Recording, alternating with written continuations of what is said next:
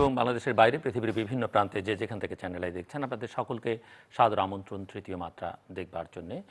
প্রিয় দর্শক, কোভিড-19 বা করোনা ভাইরাসের এই দুঃসময় অর্থাৎ এই করোনাকালে বাংলাদেশের উপর দিয়ে আমফানের ঝড় বয়ে গেছে। আমফান নামের এই ঝড়ে অনেক প্রাণহানি হয়েছে, 12 জন মানুষ প্রাণ দিয়েছেন, অনেক পশু পাখির প্রাণ গেছে, অনেক সম্পদের হানি হয়েছে, অনেক মানুষের ঘর বাড়ি সেগুলো ক্ষতিগ্রস্ত হয়েছে। কিন্তু যে পরিমাণ আশঙ্কা করা গিয়েছিল সেই আশঙ্কা অনুযায়ী আসলে ক্ষয়ক্ষতি তেমনটা হয়নি, অন্তত প্রাণহানির ঘটনা তেমনটা ঘটেনি। সেদিক থেকে খানিকটা স্বস্তির নিঃশ্বাস। তবে যাদের জীবন গেছে তাদের জন্য আমাদের সমবেদনা তাদের পরিবারের প্রতি এবং তাদের আত্মার শান্তি কামনা আমরা করছি। সেই সঙ্গে কোভিড-19 বা করোনা ভাইরাস যে মহাদুর্যোগ গোটা বিশ্বব্যাপী, সেই দুর্যোগ বাংলাদেশকেও ধীরে ধীরে গ্রাস করে ফেলছে এবং সর্বশেষ পরীক্ষায়ও যেটি দেখা গেছে যে বাংলাদেশে আক্রান্তের সংখ্যা বাড়ছে মৃতের সংখ্যা। অবশ্য এই ওঠানামা মাঝে মধ্যে করছে, ওঠানামাটা নির্ভর করছে পরীক্ষার উপরে। যে পরিমাণ পরীক্ষা হওয়া দরকার, যে পরিমাণ মানুষ পরীক্ষার জন্য নিয়মিত আইডিসিআরে ফোন করেন, সেই পরিমাণ পরীক্ষা করতে এখনও আমরা সমর্থ হচ্ছি না। সব মিলিয়ে কোভিড-19 বা করোনা ভাইরাস আমাদের কেবল মৃত্যু ঝুঁকি বা স্বাস্থ্য ঝুঁকির মধ্যেই ঠেলে দেয়নি, আমাদের অর্থনৈতিক, সামাজিক, রাজনৈতিক, কূটনৈতিক, মনস্তাত্ত্বিক নানা ঝুঁকির মধ্যে ফেলে দিয়েছে এবং গোটা পৃথিবীকেই ফেলে দিয়েছে। এর থেকে কবে পরিত্রাণ মিলবে, কিভাবে মিলবে, সেটি নিয়ে নানা রকমের গবেষণা চলছে এবং নানা রকমের আলোচনাও হচ্ছে এবং তারই অংশ হিসেবে আমরাও এই আলোচনায় অংশীদার। আমরা চেষ্টা করেছি প্রায় প্রতিনিয়তই পৃথিবীর বিভিন্ন দেশের মানুষকে আমাদের সঙ্গে সম্পৃক্ত করতে এবং আজকে আমরা দেশের ভেতর থেকে দুজনকে এই আলোচনায় যোগ দিতে আমন্ত্রণ জানিয়েছি। আমাদের সঙ্গে ঢাকার নারায়ণগঞ্জের বাসা থেকে যুক্ত হচ্ছেন বাংলাদেশ আওয়ামী লীগ দলীয় সংসদ সদস্য শামীম ওসমান। আমাদের সঙ্গে স্টুডিওতে আছেন বাংলাদেশ জাতীয়তাবাদী দল বিএনপি চেয়ারপারসনের উপদেষ্টা হাবিবুর রহমান হাবিব। স্বাগত আপনাদের দুজনকেই।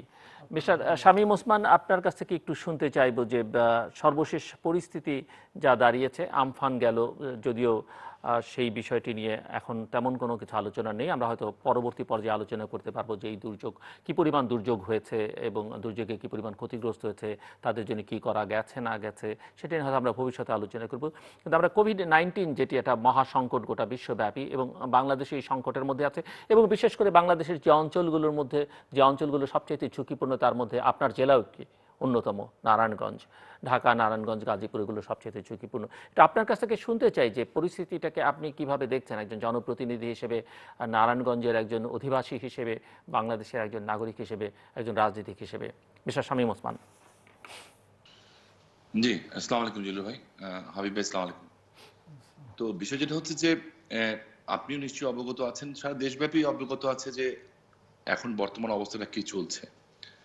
তো আপনি সঠিক কথাই বলেছেন যে প্রথমে আল্লাহর কাছে শুকরিয়া করছি যে এই যে ঝড়টা গেল, হ্যাঁ, ওয়েস্ট বেঙ্গলের যে অবস্থা তছনছ করে দিয়েছে, আল্লাহ হয়তো কিছুটা হয়তো আমাদেরকে এখানে মাফ করেছেন। তো তারপরে আমরা এখন পর্যন্ত পুরো রিপোর্টটা জানি না যে ওই সব সাইডে কতটুকু ক্ষতিগ্রস্ত হয়েছে।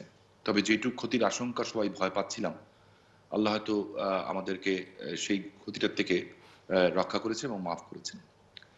আমি জিলু ভাই আপনার কথায় উত্তর দিতে যে একটা কথাই বলবো শুধু, আমি মৃত্যুকে খুব কাছ থেকে দেখেছি। 16ই জুন 2001-এ আমার উপরে বম ব্লাস্ট হয়েছিল এবং আমার সাথে 20 জন মানুষ একসাথেই ছিলাম, এক ঘরে ছিলাম। ছন্ন বিচ্ছিন্ন হয়ে গেছিল, লাশ হয়ে গেছিল সবাই, মাংসের টুকরা টুকরা হয়ে গেছিল সবার। হাবিব ভাই, আমি যখন ছাত্রলীগের ভাইস প্রেসিডেন্ট, আমার বড় ভাই হাবিব ভাই আমার প্রেসিডেন্ট ছিলেন, তখন আমরা এক দল করতাম। আমরা জীবনের ঝুঁকি নিয়েছি এবং আমার মনে হয় যে হাবিব ভাইয়ের মোটরসাইকেলে, আমার মোটরসাইকেলে হাবিব ভাই মৃত্যু ঝুঁকি নিয়ে কাজ করেছি। একটুখানিও মৃত্যুকে তখন ভয় লাগেনি, নিজের কাছে অসহায়ত্ব লাগেনি। কিন্তু আজকে আমার কাছে জানি কেন মনে হচ্ছে যে অসহায় মনে হচ্ছে নিজের কাছে। নিজের কাছে কষ্ট লাগছে যে আমরা কিছু স্বার্থপর হয়ে গেলাম নাকি। আমার কাছে নারায়ণগঞ্জের যে পরিস্থিতি, সঠিক কোনটা বেঠিক সেই আলোচনায় পরে যাব, কিন্তু আমার কাছে জানি কেন মনে হচ্ছে, আমি কালকে কোরআনেও পড়ছিলাম যে আল্লাহ বলছেন যে মানুষ খুবই স্বার্থপর। আমি দেখলাম আসলে আমরা একটু স্বার্থপর হয়েই গেছি জিল্লু ভাই। আমরা সবাই মিলে এক হতে পারছি না। আমরা এখনো সবাই মিলে মনুষ্যত্ব জাগিয়ে তুলতে পারছি না। আমরা সবাই মিলে সবার উপরে মানুষত্ব তাহার উপরে নাই, এই কথায় বিশ্বাস করতে পারছি না। আমরা সবাই মিলে সৃষ্টিকর্তাকে যে খুশি করার যে প্রয়াস, সেই প্রয়াসটা যে সুযোগ আমরা পেয়েছি, আমার মনে হয় সেই সুযোগটাও আমরা কাজে লাগাচ্ছি না। আমি দেখছি আমার এলাকাতে, দেখেন, রোগ আসবে, বালাই আসবে, খাদ্য সাহায্যের ব্যাপার আছে। জাতির জনকের কন্যা, মানবতার মা শেখ হাসিনা আপ্রাণ চেষ্টা করছেন, আমাদের সাথে কন্টিনিউয়াসলি তার অফিস যোগাযোগ করছে। খাবার যাচ্ছে, মানুষের ঘরে ঘরে খাবার যাচ্ছে। খাবারটা তো অবশ্যই একটা ইম্পর্টেন্ট ব্যাপার, হ্যাঁ, খাদ্য দিতে হবে, সেটা কিন্তু দেওয়া হচ্ছে। হয়তো কিছু ত্রুটি থাকতে পারে, কিছু বিচ্যুতি থাকতে পারে, কিন্তু চেষ্টার ত্রুটি হচ্ছে না। এবং এইটা কিন্তু ঘরে ঘরে পৌঁছাচ্ছে কর্মীরাই। কিন্তু কিন্তু আমি যে জিনিসটা দেখলাম, যে জিনিসটা আমাকে খুব ভাবিয়ে তুললো জিল্লু ভাই, আমি দেখলাম যে আমার এলাকাতে এই পর্যন্ত প্রায় অ্যারাউন্ড 60+ মারা গেছেন, ইন্তেকাল করেছেন, হিন্দু মুসলিম সব মিলিয়ে। এর মধ্যে ম্যাক্সিমামের লাশ কিন্তু তার সন্তানরা ধরে নেই। ছেলে মারা গেছে, মা সামনে আসছেন না। মা মারা গেছে, পড়ে আছেন, ছেলে তার লাশ কাঁধে নিচ্ছে না। বাবা মারা গেছে, পরিবারের সবাই আরেক ঘরে বন্দী হয়ে আছে। আমাদের লোকজনকে যে সেখান থেকে লাশ নিয়ে দাফন করছেন, বিভিন্ন যারা জনপ্রতিনিধি কিংবা এহসান পরিবার, এরা সবাই মিলে এটা দাফন করছেন। আমরা কোথায় যাচ্ছি? আমরা এত নিষ্ঠুর হয়ে গেলাম কেন? আমার কাছে এই জিনিসটা বোধগম্য হচ্ছে না। এবং কিছু কিছু জিনিস আমি নিজেও সরকারি দল করে দেখে আমি যে বলবো যে সবটাই সঠিক, আমি আমি সেটা বলতে রাজি না। আপনি যেটা বলেছেন সঠিক কথা বলেছেন। Narayanganj one of the most affected zone Narayanganj. আমি পাগল হয়ে গেছিলাম আমরা প্রথমে যে টেস্ট করাবো কিভাবে, খাবার দিতে পারবো আল্লাহর রহমতে জিল্লু ভাই, জি হাবিব ভাই আছেন জান, খাবার দিতে পারবো। হ্যাঁ, নিজের বাড়ি ঘর বেচেও খাবার, সরকার তো দিচ্ছেনি, মাননীয় প্রধানমন্ত্রী থেকে কন্টিনিউয়াসলি আসতেছে। তারপরে নিজেরও তো যা আছে, বন্ধু বান্ধব আছে, সবাই মিলে দিতে পারবো, দিয়েওছি। এই পর্যন্ত লাখ দেড়েক পরিবারের কাছে আমরা পৌঁছেছি, খাবার অর্থ টাকা সব পৌঁছেছি। কিন্তু তারপরে দেখছি টেস্ট হচ্ছে না। পরে আমি সরি টু সে, আমি কারোর বিরুদ্ধে বলছি না, জি সিটি কর্পোরেশন বললো আমি টেস্ট করতে পারবো না, তো ওনাদের দিবেন না। সিভিল সার্জন ফোন করলো, এর মধ্যে কিন্তু ভালো মানুষও আছে। জি জি আমার সিভিল অবশ্যই সার্জন, আমার আমার আমার ডক্টর জাহিদ, ফোকাল পার্সন, আমার অল আর এফেক্টেড হয়ে গেল। বাট আমি খুব এখানে আবার সাহস ফিরে পাই যখন দেখি যে এই লোকগুলি ইফেক্টেড হওয়ার পরেও 1 ঘন্টার জন্য কাজ বন্ধ করেন না এই ভদ্রলোকরা, নট এ সিঙ্গেল সেকেন্ডস। তারা কন্টিনিউয়াসলি টেলিফোনে ট্রিটমেন্ট দিয়ে গেছেন। তো একদিন এই সিভিল সার্জন এবং এরা ফোন করে আমাকে খুব অসহায়ত্ব বোধ করলো, স্যার আমরা 4 জন মানুষ, আমার লোক আছে স্যাম্পল কালেক্টর, আমি টেস্ট করবো কিভাবে, সিটি কর্পোরেশন দিচ্ছে না। তাই বললাম যে কে কি করছে না এটা আপনার দেখার বিষয় না, আপনাকে বলেন যে আপনার কি লাগবে। বললো আমাদেরকে স্যাম্পল কালেক্টর দেন জোগাড় করে। আমি ওনাদের ধন্যবাদ জানাই, পপুলার, মেডিনোভা, তারপরে ল্যাভেইডস, এরা যারা আছেন ওনাদের কাছে রিকোয়েস্ট করলাম, ওনারা 4 জন দিলেন। অ্যাম্বুলেন্স ভাড়া করলাম, এখনো অ্যাম্বুলেন্স ভাড়া চলছে, কিন্তু আমার বড় ভাই ভাড়া করলেন আরো 4টা করে, আমরা কিন্তু স্যাম্পল কালেক্ট করলাম। এরপরে মাননীয় প্রধানমন্ত্রী দপ্তরের মুখ্য সচিব এবং সচিব মহোদয়কে ধন্যবাদ জানাই, স্বাস্থ্য মন্ত্রণালয় ডিজি মহোদয়কে ধন্যবাদ জানাই। ওনারা ব্যবস্থা করে দিলেন, যেটি নামে একমাত্র নারায়ণগঞ্জে হচ্ছে, একটা প্রাইভেট প্রতিষ্ঠান। এরপরে মাননীয় প্রধানমন্ত্রী যখন এই বিষয়গুলি অবগত হলেন, উনি নারায়ণগঞ্জে হাসপাতালে ল্যাব তৈরি করার নির্দেশ দিলেন এবং 20 দিনের মাথায় সেই ল্যাব তৈরি হলো, এখন টেস্টগুলি হচ্ছে। কিন্তু আমি দেখছি কিন্তু মোর দেন 50 থেকে 20% কিন্তু যতটুকু টেস্ট হচ্ছে, জি যেমন কালকে টেস্ট হয়েছে 400 সামথিং, ধরা পড়েছে প্রায় অ্যারাউন্ড মোর দেন 60 আপ। এটা কিন্তু it's not a good result. But একটা জিনিসই হচ্ছে যে আমাদের মৃত্যুর হারটা হয়তো একটু কম অন্যান্য দেশের থেকে, হুম হুম এখানে হয়তো আমরা মনে করছি। আর একটা জিনিস, সবচেয়ে বড় জিনিস যেটা আমার কাছে মনে হচ্ছে, আপনি বলছেন, হাবিব ভাই বলছেন, সরকার বলছে, প্রশাসন বলছে, সাংবাদিক বলছে, এভরিবডি, সবাই শুধু একটা হাত জোর করে রিকোয়েস্টই করছে সবাই, যে ভাই ঘরে থাকেন, নিরাপদ দূরত্বে থাকেন, ঘরে থাকেন, নিরাপদ দূরত্বে থাকেন। কিন্তু আমি খুব অবাক এবং বিস্ময়ের সাথে দেখছি যে অনেকে বলছেন পয়সা নাই, খাবার নাই, কিছু নাই। আবার যখন মার্কেট খুলে দেওয়া হলো, আমি দেখলাম হুমড়ি খেয়ে পড়লো সবাই, হুম কোনো দূরত্বের বালাই নেই, হুম কিচ্ছু হুম নেই। So I am little bit frustrated ভাইজান, জি আই এম আসবো লিটল বিট ফ্রাস্ট্রেটেড। আসবো আবার আপনার কাছ থেকে শুনতে। আমি মিস্টার হাবিবুর রহমান হাবিব, আপনার সাথে একটাই যে পরিস্থিতির মধ্য দিয়ে আমরা যাচ্ছি, আসলে এই পরিস্থিতিকে কিভাবে ব্যাখ্যা করছেন? ত্রুটি বিচ্যুতি কোথায়, কি করা যেত, কি করা উচিত, সামনের দিনগুলো কেমন যাবে? আমফান থেকে মিস্টার শামীম ওসমান যথার্থই বলেছেন। আমি মনে হয় উনি যেভাবে পুরো কথাবার্তা যাই বললেন সেটা এক ধরনের যথার্থই বলেছেন। So, আমি একটু আপনার কাছ থেকে শুনতে চাই যে আপনারা কিভাবে দেখছেন, এবং উনি আপনাকে যে ধন্যবাদ। স্বার্থপরতার প্রশ্নে বলছেন, সবাইকে একসঙ্গে কাজ করবার প্রসঙ্গে বলেছেন, সেটি কিন্তু সেই অর্থে হচ্ছে না। আপনাকে ধন্যবাদ। আপনার মাধ্যমে সারা পৃথিবীর দর্শক শ্রোতা যারা এই টেলিভিশন দেখছেন তাদেরকে আমার সশ্রদ্ধ সালাম, শুভেচ্ছা, এবং আমার অত্যন্ত আদরের ছোট ভাই শামীম, তাকে শুভেচ্ছা এবং আপনাকে ধন্যবাদ যে একজন সাহসী, মানবতার পক্ষে যে যুদ্ধ করে যায় সবসময়, তাকে আমার সাথে আজকে টকশোতে আমন্ত্রণ জানিয়েছেন। এই জন্য আপনাকে আরেকবার ধন্যবাদ। আসলে ও যে কথাটা বলেছে, স্বামী আমরা কিন্তু জীবনে কোনো সময় মৃত্যুর ভয় করি নাই, ছাত্র জীবন থেকে। এটা খুব বাস্তব কথা বলেছে। এবং একটি কথা, হযরত শামীমকে বাংলাদেশের মানুষ কেউ ভালোভাবে চেনে, কেউ খারাপভাবে চেনে, কেউ ও যা না তার চেয়ে বেশি করে ওর বিরুদ্ধে বলা হয়। কিন্তু আমি যে শামীমকে আমি চিনি, সে শামীম কিন্তু দলের জন্য যুদ্ধ করেছে। সেখানে করতে গিয়ে কারোর সঙ্গে সাথে সংঘর্ষ জড়িয়ে যেতে পারে, কিন্তু ব্যক্তিগতভাবে ওকে ধরা মারা এই ধরনের ঘটনার সাথে ও জড়িত না, আমি যতটুকু জানি। আর স্বামীর কাছে আমার একটা পাওনা আছে, সেটা আমি পরে চাবো। 91 সালে নির্বাচনের সময়, আন্দোলনের পরে আমাকে বলেছে, হাই ভাই আপনি নারায়ণগঞ্জে চলেন, আপনার নির্বাচনটা আমি করতে কিচ্ছু আপনার লাগবে না। তো এই পাওনাটা চাবো আমার। এর শেষে যে আমি যে ত্রাণতত্ত্ব চালাচ্ছি, হ্যাঁ, স্বামী 1.5 লক্ষ মানুষকে দিয়েছে, ওর কথা বিশ্বাস করে নিলাম। ওদের মধ্যে লোকেরা পারে, আমি তো পারি না, আমি তো অসহায় মানুষ। তার এলাকা তো ভালনারেবল বেশি এখন। হ্যাঁ, এবং আক্রান্ত বেশি না। স্বামী যদি ওখানে না থাকতো, কথা দ্বারা বলছি, তাহলে কিন্তু এই নারায়ণগঞ্জ আরো বিপর্যস্ত হতো। আপনার এই যে হাসপাতাল এইগুলো তো অন্য কেউ দিত না, পারতো না। যাই হোক, আমার কথা হলো, স্বামীর সাথে আমি একমত পোষণ করে বলতে চাই, আসলেই আমরা কিছু পারতাম। আমি যেগুলি হয়ে গিয়েছে ওগুলি নিয়ে অত বেশি আলোচনা করতে চাই, এটুকু বলতে চাই, একটু যদি সচেতন হতো সরকার, চায়না এবং ইটালি থেকে যারা শুধু এসেছে তাদেরকে যদি কোয়ারেন্টাইনে রেখে যেত, অন্য দেশ না, অন্য দেশ তো তখন আক্রান্ত হয়নি, আমি 6 লক্ষ ধরতে যাবো কেন, আমি ইটালি এবং চায়না, তাহলে কিন্তু আমার এটা হতো না। এই কারণে প্রথম কথা। দ্বিতীয়ত কথা, সরকার প্রথমেই প্রণোদনা ঘোষণা করলেন কাদের জন্য? গার্মেন্টস মালিকদের জন্য, বেতন দেওয়ার, গার্মেন্টসের জন্য বেতন দেওয়ার জন্য, গার্মেন্টসের বেতন দেওয়ার জন্য, বেতন দেওয়ার জন্য। তারপরেও কেন তারা গার্মেন্টসটা খোলা রাখলেন? এই যে গার্মেন্টস যে তৈরি হচ্ছে, পোশাক তৈরি হচ্ছে, যেটাই হোক না কেন, কে পরবে, কে পাঠাবে, কে রিসিভ করবে, কে দোকানে নেবে, কে দোকানে গিয়ে কিনবে? যেহেতু যাদের কাছে আমরা পাঠাবো, আপনার ইউরোপ, বিশেষ করে ইটালি, আমেরিকা, ফ্রান্স, তারা তো এখন কাপড় নতুন করে পরার, তো এখন যদি $10 $3 দেয়, তার তো কেউ কিনবে না, এখন কাপড় কেনার সময় না।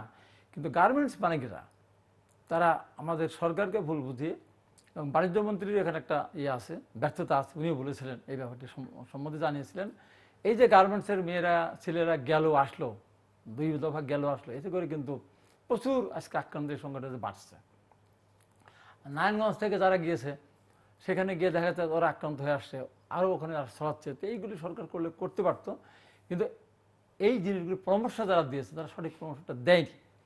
আরেকটা আমি কথা বলবো, যে আমি একটি কথা আমাকে বলতেই হয় না, যেমন আরেকটা, এটা আমি আপনার কাছ থেকে শুনবো, মিস্টার শামীম ওসমানের কাছে শুনবো, যে আমাদের একটা বিশেষজ্ঞ কমিটি করা হয়েছে জাতীয়ভাবে। বিশেষজ্ঞ কমিটি পরামর্শ দিচ্ছে এখন গত কয়েকদিন ধরে যে সন্ধ্যার পরে কারফিউ দিয়ে দেয়া।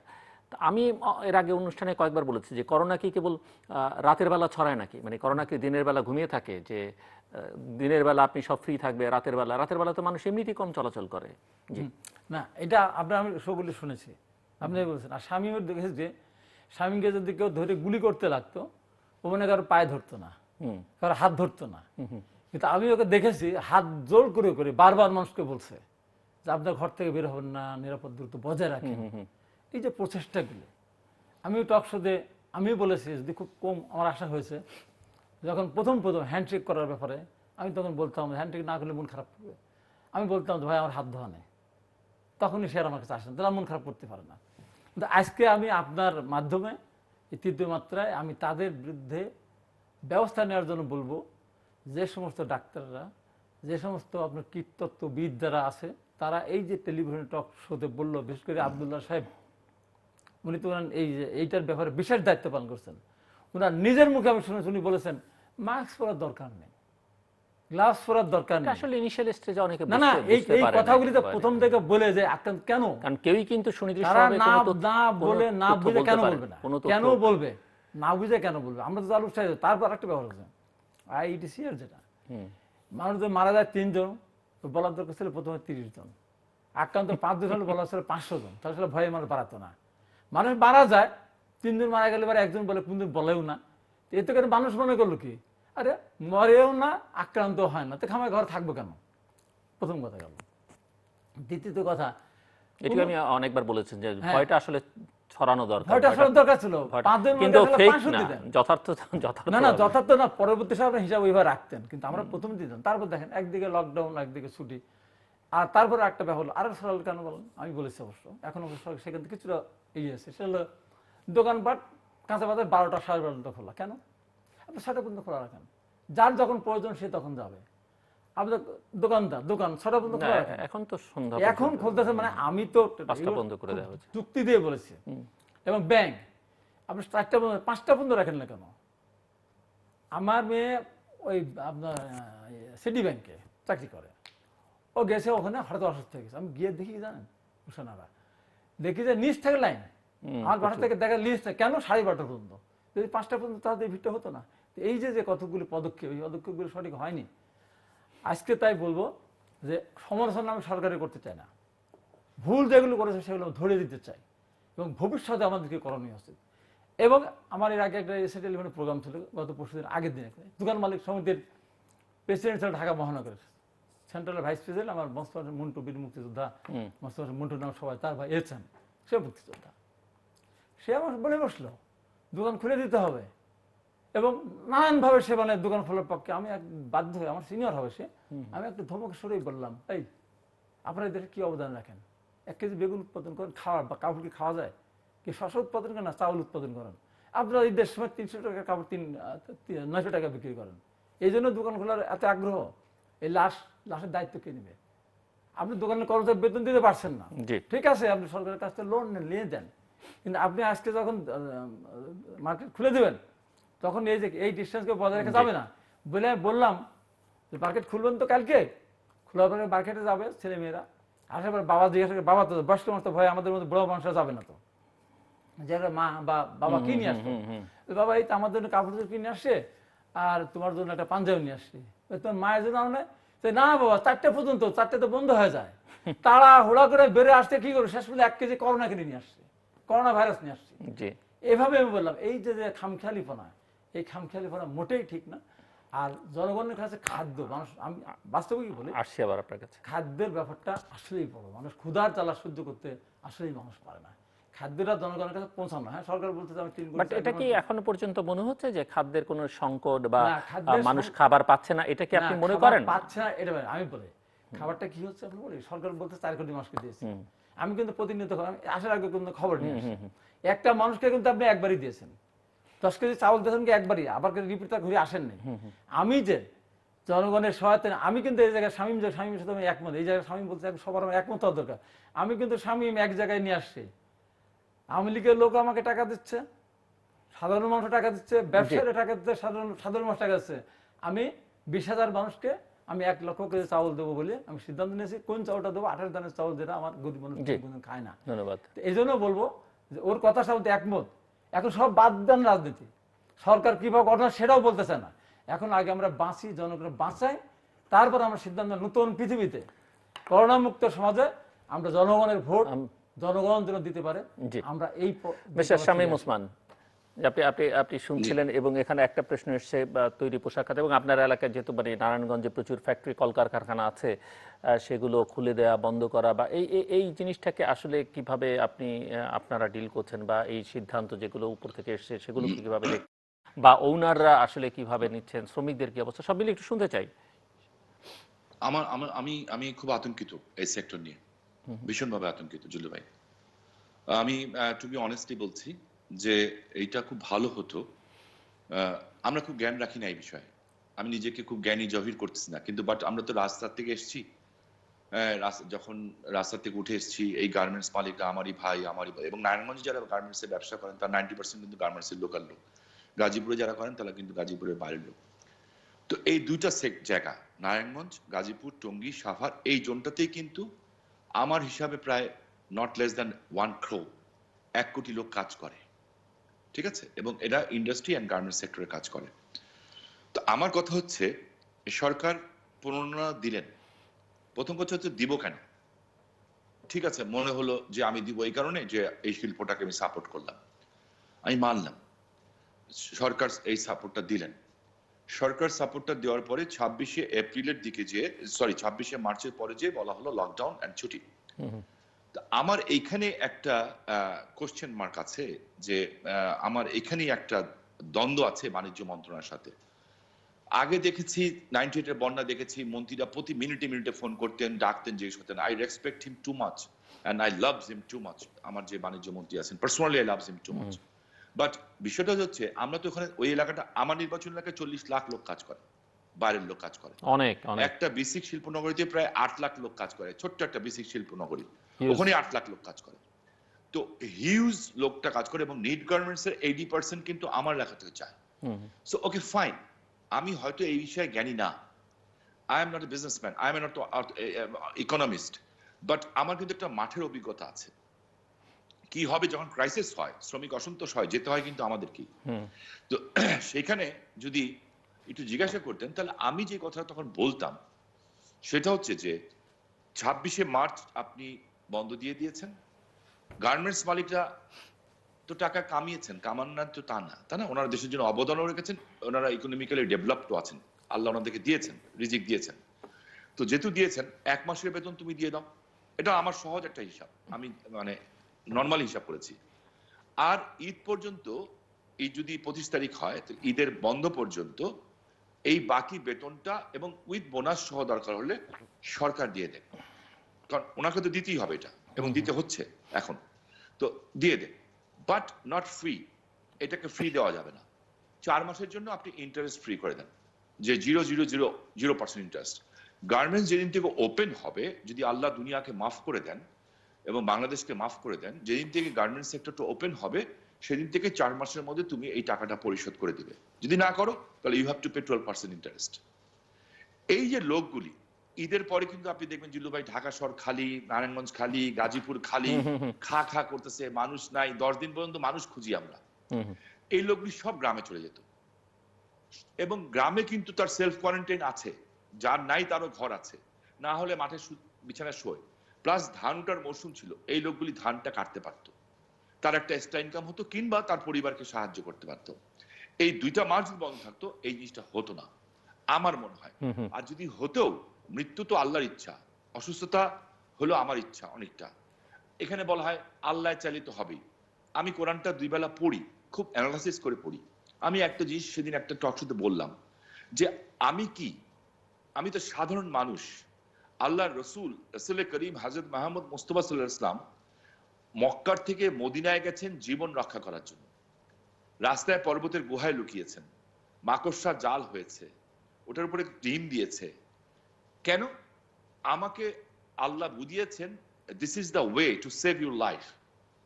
তোমার জীবনটা তোমাকে রক্ষা করতে হবে।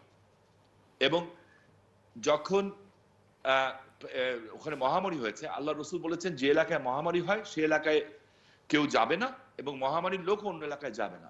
ইভেনচুয়ালি এখানে আবার দেখলাম মসজিদে যেতে পারবো না কেন, আরে বাবা রে বাবা, ফাইন, মানলাম ওনারা, আমরা একটু পাপী লোক, সবাই ভালো লোক, আমি মনে করি আমি সবচেয়ে পাপী লোক।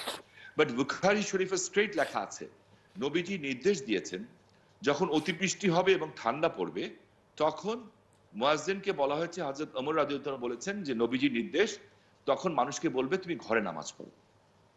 আপনার কাছে যে নির্দেশনা আছেই, আমি ইসলাম ধর্ম করি, আমি আমার ইসলাম ধর্ম দিয়ে ব্যাখ্যা করলাম। এখন এই ভুলটা হয়ে গেছে, এখন আমি কি ভুল করছি কিংবা কি করব? আপনি জিজ্ঞেস করেন এখন কি হচ্ছে, আপনি তো এলাকার এমপি, আমি আপনাকে স্ট্রেট বলবো, আই ডোন্ট নো, আমি জানি না, সরি টু সে, আমি জানি না। তাহলে কে নিয়ন্ত্রণ আমি করছে? জানি না, আমি জানি না। এখন এই 25 লাখ 30 লাখ লোক কি আবার ফেরত যাচ্ছে? তারা ফেরত যে আবার আসবে? আমি খুব অবাক হয়েছি, নারায়ণগঞ্জে এমন কিছু গার্মেন্টস আছে যারা ইউ ক্যানট বিলিভ ইট যে আমি আমেরিকার 6 জন কংগ্রেসম্যান এসেছিল বাংলাদেশে, আমি তাদেরকে দেখাতে নিয়ে গেছিলাম যে দেখো আমরা কোথায় আছি। তারা দেখে আশ্চর্য হয়ে গেছিল যে এটা গার্মেন্টস। আমি বলছি yes, this is a garments. এবং ওই গার্মেন্টস গুলিতে লেবারদেরকে, শ্রমিকদেরকে স্বাস্থ্যবান রাখার জন্য গরুর দুধ দেওয়া হয়। তারা গরুর দুধ করেন এবং সেই রেটটা হচ্ছে অর্ধেক দামে সাবসিডি দিয়ে দিচ্ছেন। যেই গার্মেন্টস গুলিতে জীবনে একটা ফুলের টোকা পড়ে নাই, আমি দেখলাম সেই গার্মেন্টসে গত পরশুদিন জাস্ট কিছু শ্রমিক নেতা আছেন, এই 10-12 জন বাংলাদেশে, এরা এই সেক্টরকে ধ্বংস করবে। আমি আপনাকে বলছি যে এরা করবে, কারণ এরা শ্রমিক নেতা, কিন্তু এরা নিসান পেট্রোল গাড়ি চালায়, বাজারে গাড়ি চালায়, বাড়িধারায় বাড়ি আছে, সবকিছু আছে, বাট এরা শ্রমিক নেতা। ওই গার্মেন্টসে বলা হচ্ছে যে আমি বোনাস দিব, 3 দিন আগের ঘটনা, বলা হচ্ছে আমি বেতন দিব অ্যাজ পার সরকার যা বলছে, বলছে না 100% দেবো, বলছে ওকে 100%ই দিব। এর মধ্যে আমার সিভিল সার্জন, ওইখানে 12 জন লোক ইফেক্টেড হয়ে গেছেন জিএম সহ করোনা ভাইরাসে, ওনারা গেছেন চিকিৎসা করতে, সিভিল সার্জন গেছেন, ফোকাল পার্সন গেছেন, দুজনে গাড়ি নিয়ে ঢুকতে দিয়েছে, ঢুকতে দেওয়ার পরে গাড়ি ভেঙে চুর করে দিয়েছে। কেন? এইবার আসেন সেকেন্ড স্টেপ, বলা হচ্ছে অর্থনীতিকে ধরে রাখার জন্য। আমি হাবিব ভাই যে প্রশ্নটা করেছেন, দিস ইজ এ ভেরি কি পয়েন্ট। হাবিব ভাই ওই পয়েন্টটাতে আরেকটু হিট করলে ভালো হতো।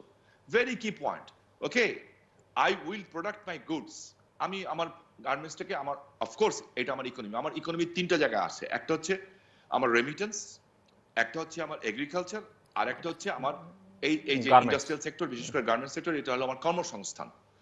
এখন আমি এই সেক্টরের লোক, কিন্তু আমার বড় ভাই বিকিমির প্রেসিডেন্ট, আমরা গার্মেন্টস, আমাদের নিজেদেরই আমার ভাইয়ের আছে আমি জানি, আর আমার ছোট ভাই সব বড় বড় গার্মেন্টসের মালিক।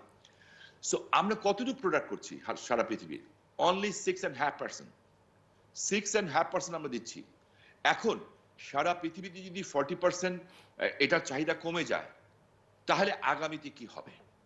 এখানে একটা ভেরি বিগ কোশ্চেন। কিন্তু এরপরে আমি বড় বড় গার্মেন্টস মালিকের সাথে আলাপ করলাম যে আর ইউ হ্যাপি যে এই যে গার্মেন্টসটা খোলা হলো কিংবা এটা হলো, বলো আমাদের লাভ থেকে লস হয়েছে বেশি, কারণ এরা কিন্তু ওই বেনিফিশিয়ারি না, বেনিফিশিয়ারি অন্য কেউ হইতে পারে এই ব্যাপারে। আমি সরি টু সে, এটা পরে ভবিষ্যতে যখন পার্লামেন্টে যাব তখন যে বলবো, যদি দামগুলি বের করতে পারি যে কেন এটা হলো। তো এইখানে যে বিষয়টা হচ্ছে, যখন লকডাউন ছিল তখন গার্মেন্টসকে প্রেসার দেয় নাই বায়ার যে আমার মাল দাও। যখন ও দেখেছে লকডাউন ঠিক আছে, বলছে আমার মাল পাঠাও। হাউ ইজ ইট পসিবল যে 2 মাস যেই মালটা পড়ে আছে সেই মালটা সে 15 দিন 18 দিন ঈদের আগে, এটা ইট ইজ কোয়াইট ইম্পসিবল। ধরলাম আমি পসিবল করতে পারি, আমি বাঙালি জাতি, আমি 2 মাসের মাল 15 দিনে 20 দিনে আমি প্রোডাক্ট করে ফেললাম, আমি পাঠাবো কোথায়? কিভাবে পাঠাবো? আমি কোন পোর্ট ব্যবহার করব?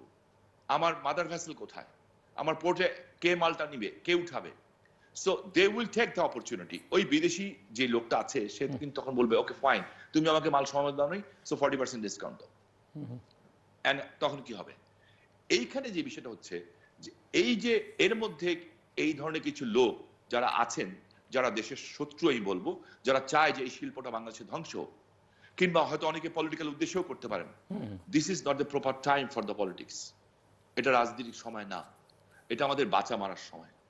আমি ভুল করছি, কিন্তু আমি আল্লাহকে সাক্ষী রেখে রমজান মাসে বলতে পারি, আল্লাহ সাক্ষী যে একজন মানুষ এই দেশে আছেন যিনি জান প্রাণ আপ্রাণ দিয়ে দিনে রাতে উনি চেষ্টা করছেন মানুষের কে ভালো রাখতে, মানুষের ভাগ্যের পরিবর্তন করতে।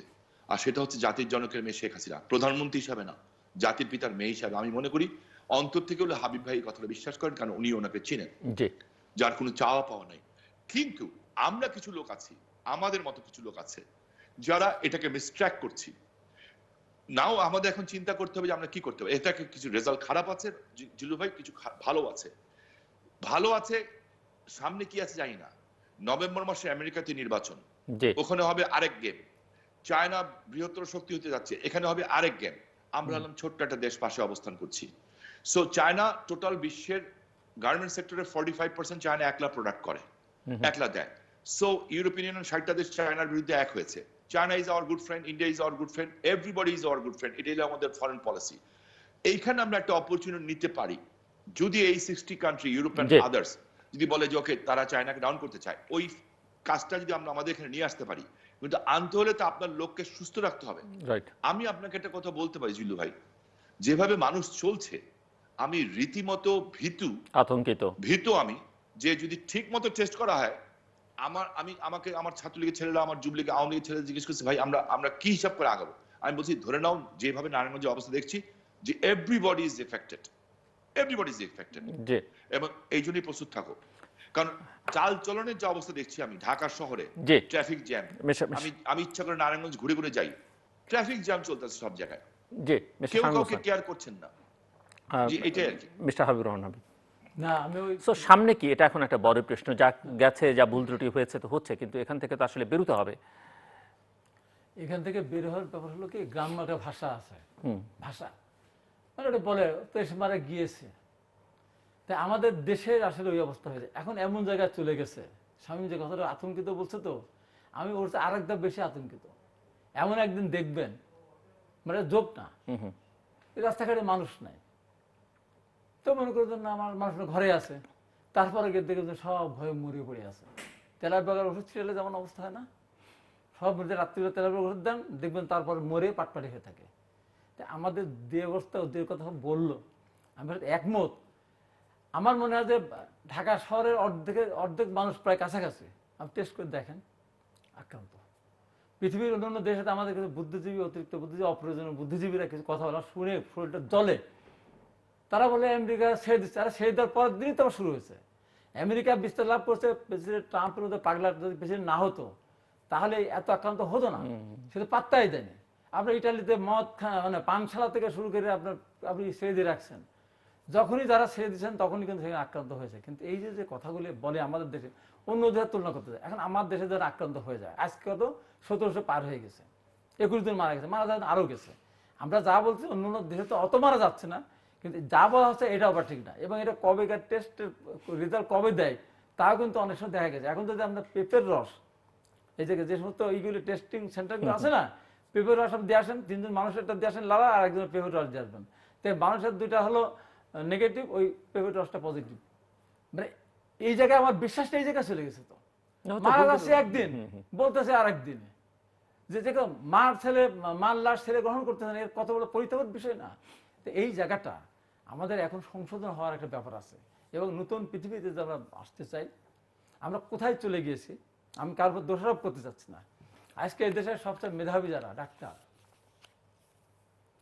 তারা যে পিপি পরে রোগীর চিকিৎসা করবে, সেই পিপি নগদ সাপ্লাই দেয়, মাস্ক নগদ সাপ্লাই দেয়। এগুলির বিরুদ্ধে চূড়ান্ত ব্যবস্থা, এবং আমার মনে হয় যে একেবারে তাৎক্ষণিক বিচার করে এদের, মানে চূড়ান্ত বিচার বলতে যা বুঝায়, সেই বিচারে আওতাদেরকে আনা উচিত, এর সাথে যারা জড়িত। আর কতগুলো আমি বলবো যে আজকে আমাদের কিন্তু আল্লাহ পাকের কাছে এটুকু প্রার্থনা করতে, আল্লাহ আমাদের এই করোনা ভাইরাসের হাত থেকে, আমরা গরিব দেশের মানুষ, আমাদেরকে তুমি বাঁচাও, আমরা ভালো হয়ে যাব।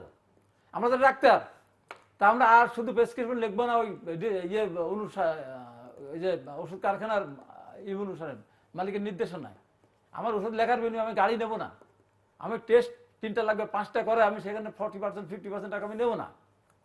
ইঞ্জিনিয়ার যারা, তারা সিদ্ধান্ত নেই এই টাকা আমি কি করবো, আমার টাকার পার্সেন্টেজ এবং 10% না দিলে বিল সই করবো না, এরকম তো না হয়। প্রশাসনের যারা লোকজন আছে, ক্যাডার যারা আছেন বা পুলিশ যারা আছেন, তারা ভালো হয়ে যান সবাই। আমার ভালো হয়ে যায় না কেন? সবশেষ পরিণতিটা কি, এই যে যারা কোটি কোটি টাকা যারা ব্যাংক থেকে আত্মসাৎ করে বিদেশে যারা বাড়ি করেছে, গাড়ি করেছে, অনেক কিছু করেছে, ওই টাকাগুলি বাজেয়াপ্ত করে ওইগুলো নিয়ে আসেন। আর তাদেরকে বলবো যে অনেক সুক্ত ভোগ করেছেন, প্লেনে চলছেন, আপনি বড় বড় গাড়িতে চলেছেন, এখন আকাশে প্লেন ওড়ে না, নদী সমুদ্রে জাহাজ স্টিমার চলে না, রাস্তায় বড় গাড়ি দিয়ে চড়তে পারেন না, গাড়ির চাকা ঘোরে না। আসেন, জনগণের পাশে দাঁড়ায়, জনগণের সেবা করে। এবং এইটুকু আমি বলবো, স্বামী যেমন দায়িত্ব নিয়ে বলছে 1.5 লক্ষ মানুষকে সে খাবার দিয়েছে, আমি এইটুকু বলতে পারি, বাংলাদেশের 300 জায়গায় যারা দীর্ঘ 12 বছর ধরে ক্ষমতায় আছে, এমপি, মন্ত্রী, উপজেলা চেয়ারম্যান, আওয়ামী লীগের নেতা, প্রধানমন্ত্রী বলে দিক, আমি 1 বছর আমি তাকাবো না, 1 বছর আমি এদিকে দেখবই না, তোমরা ওই এলাকার লোকজনকে দল বল মিলে, আমি যেমন শুরু করেছি, দল বল মিলে আমার ছোট্ট ছোট 1000, 2000, 5000, 1000, 10,000 শুরু করেছি। এবং আমি দেওয়ার জন্য বলেছি, বিএনপি শুধু না, আওয়ামী লীগ করে গরিব মানুষ তাকে দিতে হবে, তাদেরকে বলে দিক স্বামী নারায়ণগঞ্জ খাওয়াচ্ছে, তোমরা তোমার এলাকায় খাও। এইভাবে যদি বলা যায়, আমার মনে হয় মানুষ 1 বছরের ভিতরে অন্তত না খেয়ে মারা যাবে না। আর সবচেয়ে খেয়াল রাখতে হবে কৃষির দিকে, কৃষি উৎপাদন কোনোভাবেই ব্যাহত না হয়, সার কীটনাশক এবং যথাযথভাবে যেন কৃষকের হাতে পৌঁছায় অল্প দামে, এবং কৃষির পণ্য যেন তারা উপযুক্ত মূল্য পায়, তাহলে আপনি সামনের দিকে বাঁচতে পারবেন। আর একটি কথা, সরকারকে এই করোনা ভাইরাসের ব্যাপারটা একদম যা ঘটনা তাই বলতে হবে, যে কজন মারা যাচ্ছে ওই কজন বলতে হবে। যতগুলো টেস্ট, আমি এর আগে একদিন বলেছিলাম, যখন 7,000 করে টেস্ট করতে, আমি বলেছিলাম বাংলাদেশে যেভাবে টেস্ট হচ্ছে, যদি প্রতিদিন 10,000 করে হয়, তাহলে বছর মাসে আসে 3 লাখ, বছরে আসবে 51 লাখ। 51 বছর লাগবে হলো এই 17 কোটি মানুষের, আর 51 বছরের ভিতরে আরো 15 কোটি জন্মাবে। তো এ কবে টেস্ট করবেন আর কবে মানুষকে আপনি সবার তো টেস্ট করার দরকার না, হয় না। সবার দরকার নাই তো। দরকার পূর্বে যারা কিন্তু ব্যাপারটা অসুস্থ হলো বোধ যে আমি করছে, কথা তারা বলছি, যারা এইভাবে করতে যদি চাইছে। 10,000 করে হতে যায়, তাহলে তো আরো আক্রান্ত হবে। আপনি যখন 1 লক্ষ মানুষ প্রতিদিন ফোন করে শুনি, 1 লক্ষ মানুষ ফোন কেন করে? সে নিশ্চয়ই চাউল চায় না, ত্রাণ চায় না, সে টেস্ট করাতে চায়। আর টেস্ট করার ক্ষেত্রে যেগুলো আমরা দেখতেছি যে অব্যবস্থাপনা, যতই সরকারের পক্ষ থেকে বলা হচ্ছে প্রধানমন্ত্রী আন্তরিক, নিঃসন্দেহে, কিন্তু আজকে আবার স্বাস্থ্যমন্ত্রী শামীম কেন মন্ত্রী না? উনি কেন মন্ত্রী? কেন মন্ত্রী? পরিচয় কি ওনার? কি রাজনীতি করতেন? দলের কি অবদান? ডেঙ্গু মশার সময় চলে গেল মালয়েশিয়া। এইরকম ব্যাপারে যে সরকার অনেক জায়গায় আছে, উনি ডাক্তারও না, উনি জানেনও না কি হচ্ছে না হচ্ছে, উনি নিজেও বলতে পারেন না। হ্যাঁ, আর একটি কথা বলবো, একটা বিনীতভাবে বলবো, যাদের সবচেয়ে বেশি মেধা আল্লাহ দিয়েছেন, আল্লাহ দোহাই লাগে আগামীতে যেন একটা হ্যান্ড গ্লাভস আমি 25টা দিকে নিয়ে আসে, এটার দাম 70,000 না লেখেন। একটা মেশিনের দাম দেখেন 3 কোটি টাকা, 27 কোটি না লেখেন। একটা আপনার ওই যে যেটা দেখেছি আমরা, যেটা আমরা দেখেছি, অতীতে, হ্যাঁ, চেয়ারের দাম 57 লক্ষ টাকা না করেন, আল্লাহ দোহাই, আল্লাহ আপনাদের বুদ্ধি দেয়, ইঞ্জিনিয়ার সাহেবদের বলবো। আর এই যে মেডিকেল যে আমাদের বাজেট, যেটা স্বাস্থ্য খাতে সামনে বাজেট, দরকার নেই তো, এই টাকা তো সব করে চুরি, অর্ধেকের বেশি চুরি। হাসপাতালে কিন্তু বাজেট কোথায়, মানে স্বাস্থ্য খাতে যেটুকুই আছে না কেউ, দক্ষিণ এশিয়ার মধ্যে সবচেয়ে কম। এবং আমাদের মিস্টার শামীম ওসমান এখানে আছেন, বহু বছর ধরে না, সংসদ আমি সদস্য, বলছি না, আমি এই বলছি প্রশ্ন যে- তার কাছেও থাকবে যে আমি জনস্বাস্থ্য বলছি যে খাতে সবচাইতে আমাদের বরাদ্দ কম, বাজেট, স্বাস্থ্য শিক্ষা খাতে স্বাস্থ্য বাংলাদেশের শিক্ষা আনুপাতিক খাতে বরাদ্দ প্রতি বছর কমছে। আপনার সাথে আমি একমত। তো আমি তো জানি এগুলো, স্বাস্থ্য শিক্ষা খাতে দক্ষিণ এশিয়া কেন, সারা পৃথিবীর ভিতরে আমরা সবচেয়ে বাজেট আমাদের কম। এই টাকার ভিতরে তো চুরি করে আপনার 70%। একটা হ্যান্ড গ্লাভস 17,000 টাকা হতে পারে, একটা জি, শেষ করতে এই যে হবে আমার হাতে। অবস্থা, তাই আমি বলবো আজকে যেটা হয়েছে, এখান থেকে আমাদেরকে বাঁচতে হবে। বাঁচতে হলে আমি মনে করি আমরা এমন ধনী দেশ না, যদি আপনার প্রতিষেধক তৈরিও হয়, এই ওষুধ আমরা কিনতে পারবো না, এই ওষুধ আমরা কিনতে পারবো না। আল্লাহ পাক যদি আমাদেরকে রক্ষা না করেন, এই যে আপনার আমফান গেল, হ্যাঁ সরকারের পক্ষ থেকে সতর্কতা বেশি ছিল, সেখান থেকে হয়তো প্রাণহানি আমাদের কম করেছে, কিন্তু ফসলের আমার সাথে আমার হাবিবের সাথে আলাপ করলাম, এমপি ছিল এক সময়, ও বলে হাবিব ভাই কিচ্ছু না, একদম সব হয়ে গেছে, ধ্বংস হয়ে গেছে। শেষ করতে হবে। আল্লাহ আমাদেরকে হেফাজত করুন। আর এখানে দলমত নির্বিশেষে আমি বলবো, আমরা বিএনপির পক্ষ থেকে, আমার জেলা বিএনপির আহ্বায়ক, আমি একটা এলাকায় যদি আমরা নির্বাচনও করি, আমরা কিন্তু আন্তরিকভাবে আমরা কিন্তু ত্রাণতৎপরতা চালাচ্ছি। ধন্যবাদ। এক্ষেত্রে কোন রকমের আমাদের দলের চেয়ারপারসন ধন্যবাদ তারেক রহমান, মনে হয় যে আমাদের কাছে উনি টাকা রেখে দিয়েছেন, কেন ত্রাণ দেন না, মানে প্রতিনিয়ত আমাদের উপর প্রেসার দিচ্ছেন। আমরাও চেষ্টা করি জনগণ। ধন্যবাদ শামীম ওসমান।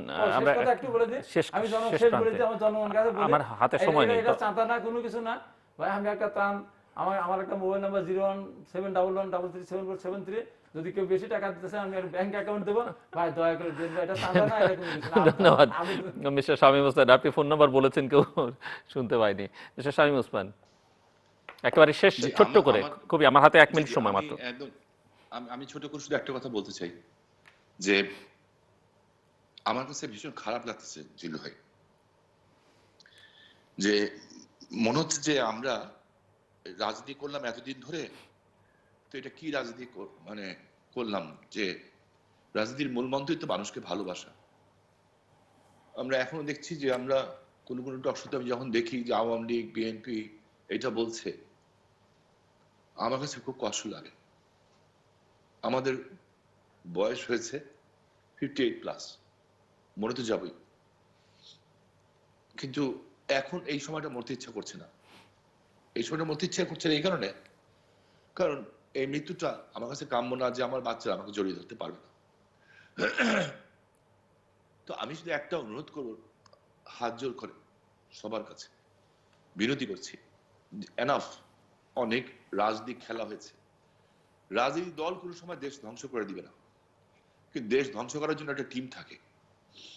এই টিমরা বিদেশিদের কথায় চলে, তারা বিভিন্ন জায়গায় সিটিং মিটিং শুরু করে দিয়েছে।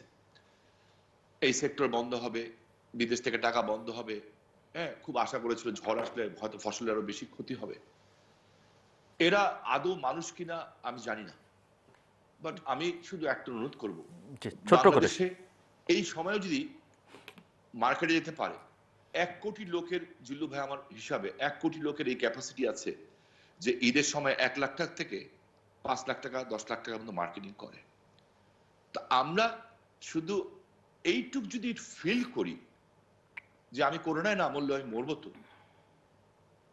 আমি তো মানুষ, মরার জন্যই তৈরি হয়েছি। সো এই যে অপরচুনিটিটা পেলাম, যে মানুষটা না খেয়ে আছে, 1 কোটি লোক যদি এইবার শপিংটা না করতো কিংবা না করেন, 1 লাখ টাকা করে যদি বাজেট ধরেন, তাহলে 1 কোটি লোক 5টা পরিবারের দায়িত্ব নিলে 5 কোটি লোক ভালো থাকে 2 মাস। জি, এবং যে যাকে দিবেন, আপনি খুব বাহাদুরি নিয়েন না, আপনি তার জন্য কিছু করছেন না। এই যে হাবিব ভাই বলল ভাই দিয়েন কিছু, হুম, এই যে যাকে পৌঁছে দিবেন সে যখন খুশি হয় তখন সরাসরি আল্লাহর আরশ খুশি হয়। জি, সবাইকে বোঝা উচিত we are not the god, ধন্যবাদ। আল্লাহ। একটা ছোট্ট ভাইরাসকে সারা পৃথিবী মোকাবেলা করতে পারে না, জি, একটা ঝড়কে আপনি কিছুই করতে পারেন না। সো আমার মনে হয় আমাদের এখন ক্ষমা চাওয়ার সময় এসেছে আল্লাহর কাছে, সৃষ্টিকর্তার কাছে, এবং সবাই মিলে এই বাংলাদেশটাকে দাঁড় অনেক করিয়ে রাখার দায়িত্ব আমাদের অনেক সবার। অনেক ধন্যবাদ মিস্টার শামীম ধন্যবাদ জিল্লু ওসমান, ভাই। মিস্টার শামীম ওসমান এবং মিস্টার হাবিবুর রহমান হাবিব, দুজন রাজনৈতিক কথা বলছিলেন দুটো প্রধান দলের, কিন্তু কথায় দুজনেরই ঐক্যমত্য আছে। দুজনই যথেষ্ট মানবিকভাবে কথাবার্তা বলেছেন আমার কাছে যেটা মনে হয়েছে, এবং দুজনই আমরা জানি তাদের রাজনৈতিক ইতিহাস, জীবনের মৃত্যুর মুখোমুখি বহুবার দাঁড়িয়েছেন তারা, একেবারে মৃত্যুর কাছ থেকে জীবন ফিরে পেয়েছেন, কিন্তু দুজনই এখন মহা আতঙ্কিত। আতঙ্কিত বললে ভুল বলা হবে, মহা আতঙ্কিত যে পরিস্থিতি পরিবেশের মধ্য দিয়ে আমরা যাচ্ছি। এখানটাতে ওনারা মনে করেন যে আমাদের আসলে মানুষ হতে হবে। মানুষ সেই অর্থে আমরা খুব একটা দেখি না। দ্বিতীয়ত হচ্ছে ওনারা আমাদের মধ্যে শৃঙ্খলার অভাব দেখতে পান বাংলাদেশের নাগরিকদের মধ্যে, সেটি একটি বড় দুর্বলতা। ওনারা মনে করেন যে আমাদের মধ্যে অনেক বেশি স্বার্থপরতা আছে, অমানবিকতা অনেক বেশি, সেখান থেকে আসলে বেরোতে হবে। রাজনীতি করবার এটা সময় নয়, সেটা দুজনই বলেছেন। ভুল ত্রুটি যা আছে সেটি আবার ধরিয়েও দিতে হবে, কারণ ভুল ত্রুটি ধরিয়ে দেওয়াকে যদি কেউ আবার রাজনীতি মনে করেন বা প্রতিপক্ষ মনে করেন, সেটি কিন্তু যারা দায়িত্বে আছেন তারা নিজেরাই ভুল করবেন। এবং সরকার দলীয় সংসদ সদস্য মিস্টার শামীম ওসমানের কথা এটি প্রমাণিত হয়েছে যে এক ধরনের সমন্বয়ের অভাব আছে, অর্থাৎ তিনি সবচেয়ে ভালনারেবল একটা এলাকার এমপি, কিন্তু তিনি অনেক কিছুই জানেন না, অথচ তারই জানবার কথা বেশি, অথচ তারই জবাবদিহিতা করবার কথা বেশি, এবং তাকেই জবাবদিহিতা আসলে শেষ পর্যন্ত করতে হবে অন্তত জনগণের কাছে। এবং মিস্টার হাবিবুর রহমান হাবিব বিরোধী দলীয় সদস্য, বিরোধী দলীয় নেতা হয়ে তিনিও মনে করেন যে এ সময় মানুষের পাশে থাকা দরকার, এবং তিনি আহ্বান জানিয়েছেন, এমনকি সরকার দলীয় সংসদ সদস্যের কাছে আহ্বান জানিয়েছেন সহায়তার জন্য, যে সহায়তা তিনি মানুষকে পৌঁছে দিতে পারেন। আমার হয় এটি যথাযথ সিদ্ধান্ত এবং উত্তম সময় যেভাবে তারা বললেন, এবং ঈদকে মাথায় রেখে অনেকেই অনেক অর্থ বাজার করতেন, সেই অর্থ ওনারা মানুষকে দিয়ে দেওয়ার জন্য বলেছেন, এবং সেটি দিয়ে আসলে যদিও শামীম ওসমান বলছেন 2 মাস চালানো যেতে পারে, কিন্তু তিনি যে অঙ্কটা দেখিয়েছেন সেই অঙ্ক দিয়ে আসলে 6 মাসও এতগুলো পরিবারকে চালানো সম্ভব আমি মনে করি অন্তত। কাজেই সব কথা শেষ কথা হচ্ছে যে এখনও ঘরে থাকবার কোনো বিকল্প নেই। যে যাই বলুক, সরকারি সিদ্ধান্ত যাই হোক না কেন, সমস্ত কিছু খুলে দেওয়ার পরও জীবন বাঁচাতে হলে, বাঁচতে হলে নিজের জন্য, নিজের পরিবারের জন্য ঘরে থাকবার কোনো বিকল্প নেই। কিছু মানুষকে হয়তো ঘরের বাইরে জাতীয় প্রয়োজনে, অন্যের প্রয়োজনে, কাজের প্রয়োজনে বেরোতে হয়, সেটি জরুরি কাজের সঙ্গে যারা যুক্ত তারা বাদ দিয়ে বাকি সবার ঘরে থাকবার কোনো বিকল্প নেই। দর্শক, আমাদের সঙ্গে থাকবার জন্য অসংখ্য ধন্যবাদ। আপনাদের সবার জন্য শুভকামনা।